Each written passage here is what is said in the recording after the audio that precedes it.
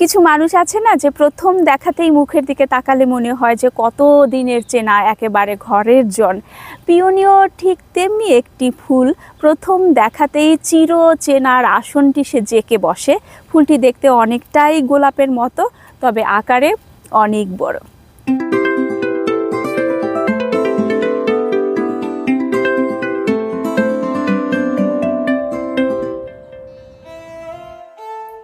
পিওনিকে বলা হয় প্রেম বা রোমাঞ্চের প্রতীক।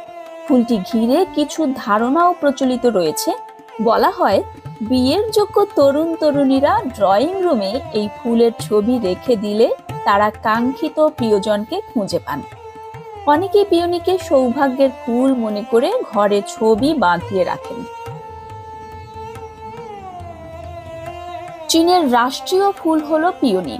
লুওইয়াং শহরকে বলা হয় পিওনির শহর। চীনে ফুলের রানী হিসেবে পরিচিত এটি। প্রাকৃতিকভাবে এশিয়া, ইউরোপ ও উত্তর আমেরিকার পশ্চিমাঞ্চলে এই গাছ জন্মে। কেবল বাগানের সৌন্দর্য বাড়াতে নয়, এই ফুল চা, সালাদ, পাঞ্চ ও লেমনেড তৈরিতেও ব্যবহার করা হয়।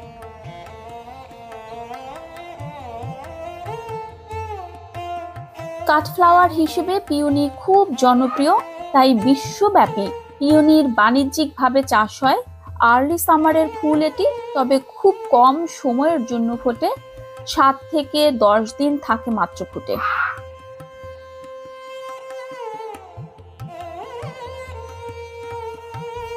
তবে পিওনির ক্ষেত্রে বড় অসুবিধা হলো বৃষ্টি।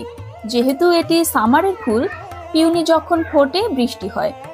পিওনির ফুলগুলো যত বড় সে তুলনায় এর কাণ্ড খুব নরম, তাই বৃষ্টি হলে এগুলো মাটিতে নুয়ে পড়ে এবং অনেক সময় নষ্ট হয়ে যায়।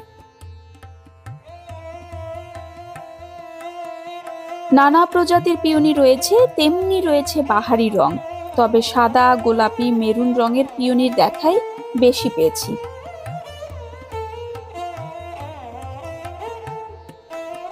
এই ফুলটা দেখেন, সাদার মধ্যে একটুখানি লালের ছোঁয়া। এই হালকা গোলাপি ফুলটায় আবার চারপাশে বড় পাপড়ি, মধ্যখানে অসংখ্য ঝোপ করা ছোট পাপড়ি। তুলনামূলক এটাই আবার পাপড়ি কম। পিওনি খুব অল্প যত্নেই বেড়ে ওঠে। এর বড় একটি সুবিধা হলো 1 বছর লাগালেই এটি নিচের শেকড় থেকে বসন্তের সময় আবার জেগে ওঠে।